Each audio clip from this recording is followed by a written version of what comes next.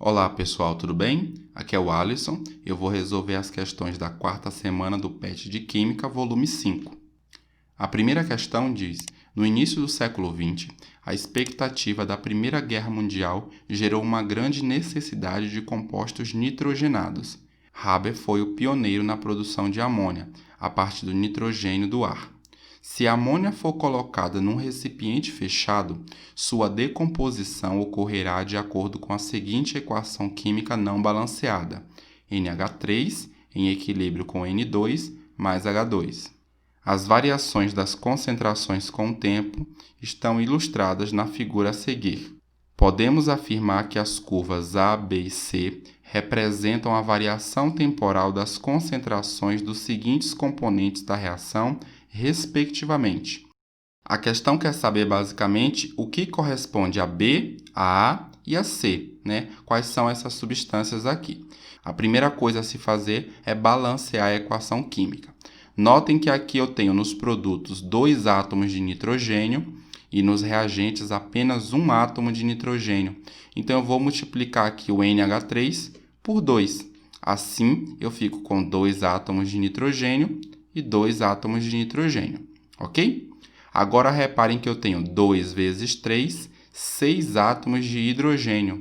E do outro lado, apenas 2. Então eu vou multiplicar aqui o H2 por 3. Agora fica 3 vezes 2, 6 átomos de hidrogênio, que é exatamente igual a 2 vezes 3, 6 átomos de hidrogênio. Então a equação química está devidamente balanceada. A questão diz que uma determinada quantidade de amônia foi colocada em um recipiente fechado. Isso significa que a concentração de NH3 é máxima no início da reação e a concentração de N2 e H2 é zero no início da reação.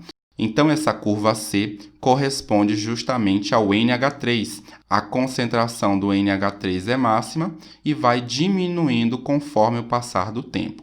Por outro lado, as concentrações de N2 e H2 são iguais a zero no início da reação e elas vão aumentando. Uma vez que o coeficiente do H2 é 3 e o coeficiente do N2 é 1, então a gente pode afirmar que o B vai ser o H2 e o A vai ser o N2. Forma-se mais H2 do que N2, justamente por conta do coeficiente estequiométrico do H2 ser maior do que o do N2. Resolvendo então a questão, o A é o N2, o B é o H2 e o C o NH3. Então a alternativa correta é a alternativa B. A atividade 2 diz: observe o gráfico abaixo de uma reação em que o equilíbrio químico é atingido. Com base nesse gráfico, podemos afirmar que nesse equilíbrio, letra A, a concentração de produtos é maior que a de reagentes. Não, essa alternativa é falsa. Está dizendo aqui, concentração dos reagentes é igual à concentração dos produtos depois desse tempo TE, que é o tempo justamente para atingir o equilíbrio químico. Letra B, a concentração de reagentes é maior que a de produtos. Também está errado, as concentrações de reagentes e produtos têm o mesmo valor. Letra C, as concentrações de reagentes e produtos são iguais. Exatamente essa a alternativa correta. Na letra D, a reação inversa ocorre com maior intensidade e a letra E, a reação inversa ocorre com menor intensidade. No equilíbrio, as duas reações ocorrem com a mesma intensidade. Logo, as duas alternativas estão incorretas. A atividade 3 diz: o gráfico a seguir mostra a variação da concentração das espécies químicas de um sistema até atingir a situação de equilíbrio. Qual das alternativas abaixo indica corretamente a situação de equilíbrio? Notem que nesse gráfico a concentração de B vai diminuindo e chega um determinado instante que essa concentração ela para de mudar. Por outro lado, a concentração de A é zero no início da reação e ela vai aumentando e chega a um determinado momento que essa concentração para de mudar. Mais ou menos nesse intervalo de tempo, o sistema entra em equilíbrio. Então, a alternativa correta vai ser a alternativa B.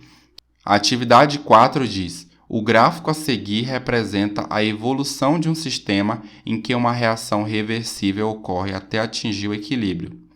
Sobre o ponto 1, nesse gráfico, pode-se afirmar que indica, letra A, uma situação anterior ao equilíbrio, pois as velocidades das reações direta e inversa são iguais.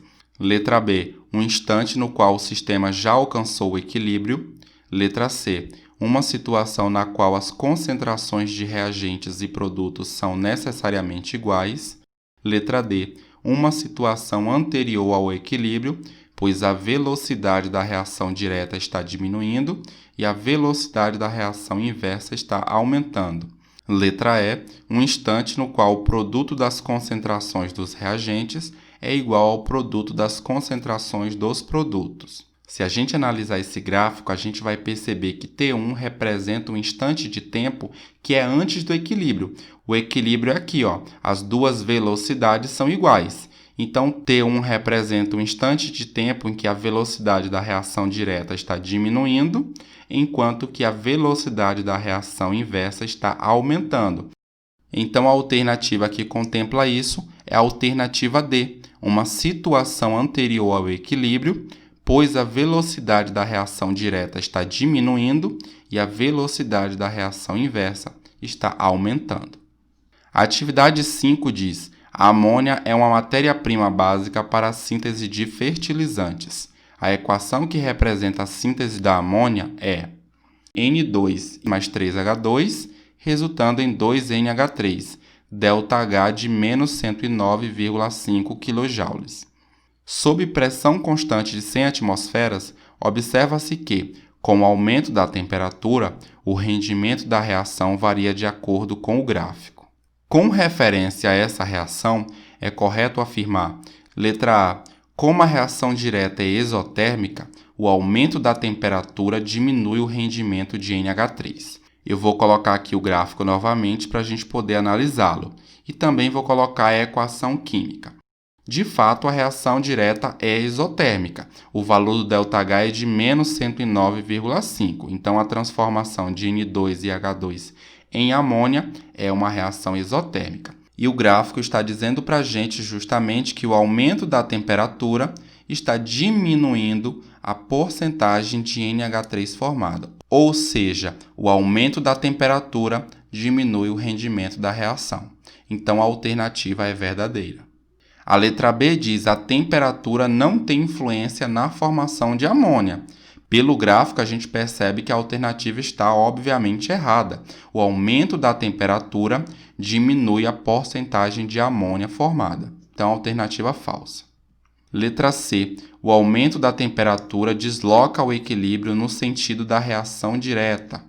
Nessa equação química, a gente tem que o N2 mais 3H2 formando amônia é a reação direta e a reação inversa é 2NH3 produzindo N2 mais 3H2. Pelo gráfico, a gente está vendo que o aumento da temperatura faz com que a porcentagem de NH3 diminua e a porcentagem de N2 e H2 aumente. Isso significa que o aumento da temperatura favorece a reação inversa, que é a decomposição do NH3 em N2 e H2. Então, essa alternativa é falsa, porque ela diz que o aumento da temperatura desloca o equilíbrio no sentido da reação direta, mas, na verdade, desloca no sentido da reação inversa, ok? Letra D. Quanto maior a temperatura, menor a quantidade de N2 e H2 produzida pela reação inversa. O gráfico está dizendo o oposto. Quanto maior a temperatura, maior vai ser a quantidade de N2 e H2 produzida por essa reação inversa. Então, alternativa falsa também. E a letra E diz: a diminuição da temperatura desloca o equilíbrio no sentido da reação inversa. Então, diminuindo a temperatura, a gente percebe que a formação do NH3 é favorecida. Em temperaturas mais baixas, a porcentagem do NH3 é maior.